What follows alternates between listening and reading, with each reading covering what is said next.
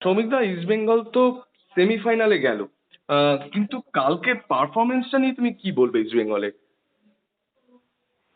দেখো, ইস্টবেঙ্গল আগে একটা ম্যাচ, এএফসি ম্যাচ খেলে এসেছে এবং ভালো পারফরমেন্স করে সেটা কিন্তু জিতেছে। এবং গতকাল একটা ডুরান্ডের মতো একটা কোয়ার্টার ফাইনাল ম্যাচ, আমি মনে করি কয়েকদিন আর 2-3 দিন পর দিলে কিন্তু অসুবিধা হতো না। যাই হোক, একটা প্যাক শিডিউল থাকে ওদের, কিন্তু ব্যাপারটা হলো, দেখো, হাবাস কিন্তু সেরকম ভাবে ট্রেনিং করানোর সুযোগ পায়নি আমি মনে করি।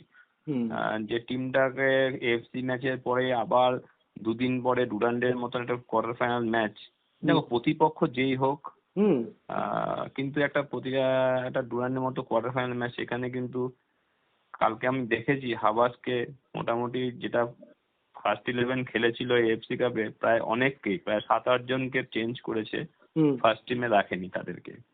স্বভাবতই দেখো, একটা প্লেয়ার একটু তো সময় দরকার, যে একটা হাই ভোল্টেজ ম্যাচ খেলার পরে,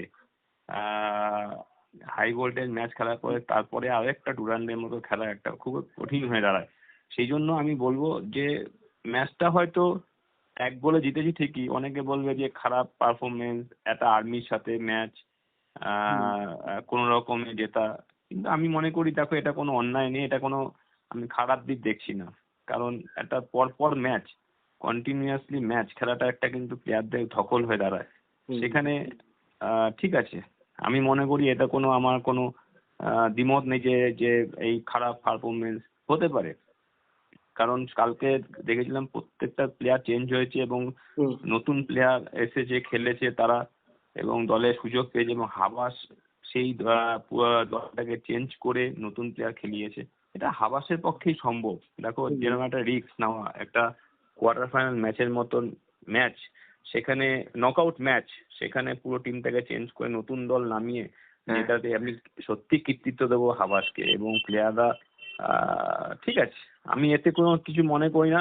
কারণ খেলা আসবে, হয়তো সেমিফাইনালে আবার ভালো ফুটবল খেলবে। সব দিন তুমি কন্টিনিউয়াসলি ভালো খেলবে এটা হতে পারে না। কোনদিন খারাপ খেলতে পারে, কোনদিন আবার ভালো খেলবে। কোনো প্লেয়ারদের পারফরমেন্স দেখবে কন্টিনিউয়াসলি 90% থাকে না, আপ অ্যান্ড ডাউন থাকে, সেটাই স্বাভাবিক। শ্রমিকদা, আর একটা জিনিস কালকে একটু ম্যাচে যেটা বারে বারে ধরা পড়ছিল, যে একটা জিনিস যে বেশ কিছু সহজ, মানে অনেকগুলো চান্স তৈরি করছিল ঠিকই, কিন্তু সহজ চান্স গুলো খুব মিস হচ্ছিল। মানে কোথাও কি এটা কি একটু তোমার মনে হয় একটু বোঝাপড়া বা সামঞ্জস্যের অভাব হচ্ছিল, বা কিছু এরকম কি মনে হচ্ছে? না, আমার মনে হয় ট্রেনিং দরকার, আরো আরো প্র্যাকটিস দরকার। কিন্তু জানো তো, ভারতবর্ষের ফুটবলে কোনো সুযোগ পাওয়া যায় না, কারণ ম্যাচ পরপর ম্যাচ আসতে থাকে এবং পরপর 2-3 দিন অন্তর অন্তর ম্যাচ।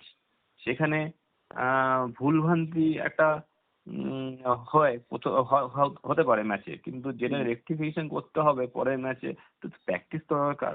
আবার একদিন রেস্ট দিয়েই আমাদের প্লেয়ারদের তো একটা যন্ত্রণা আমরা, একদম। এ তো একটা মানে রেস্ট দিয়ে যদি খেলাতে হবে, তাই বলবো যে প্র্যাকটিস দরকার আরো। হয়ে যাবে আশা করি। ডুরান্ডে আর হয়তো সেমিফাইনাল ফাইনাল ম্যাচ দুটো বাকি আছে, তারপরে হয়তো গ্যাপ পাবে আইএসএল এর জন্য। আমি আশা করি যে আবার দলটাকে তৈরি করে নিতে পারবে নিজের মতো করে। আর আরেকটা জিনিস শ্রমিকদা, নতুন যে বিদেশিটা এসছে ইস্ট বেঙ্গলে, ক্রিসকে কিরকম বুঝলে? কালকে যে লেফট উইং এ খেলছিল, তো হুম আমি হুম হুম মনে করি, দেখো, লেফট উইং এ আমাদের বিদেশি প্লেয়ার আনাটা, জানি না ও কোন পজিশনে অ্যাকচুয়ালি। কালকে ওকে একটু লেফট উইং দিয়ে খেলাচ্ছিল হওয়া। তবে মনে করি আমাদের ইন্ডিয়ান প্লেয়ারও অনেক বেটার ওর থেকে। এবার দেখা যাক, ফার্স্ট ডে আজকে নতুন এসছে ইস্ট বেঙ্গল টিমে, নতুন পরিবেশ, হয়তো মানিয়ে নিতে পারবে। আমি প্রথমেই ওকে ইসে বলবো না, তবে ভালো একটা সেন্টার দেখেছে, যেটা বিষ্ণু গোল করে গেছে। ও ওইটাই চেষ্টা করছে অনেকবার করে, সেটা হচ্ছিল না, লাস্টে একটা ক্রস করেছে এবং সেটা বিষ্ণু গোল করেছে। তবে ওকে চান্স দিতে হবে আরো, ওর বাপাটা সত্যি ভালো।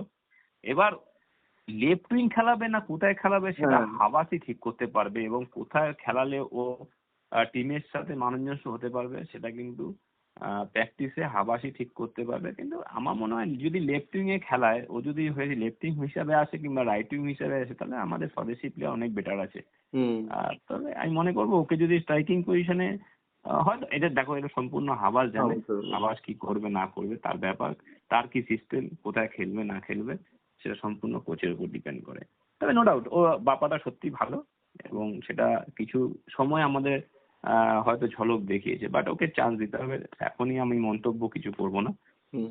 ওকে আরো ভালো, আরো আরো চান্স দিলে হয়তো আরো ভালো ফুটবল উপহার দিতে পারবে। ঠিক আছে, থ্যাংক ইউ শ্রমিক দা, থ্যাংক ইউ।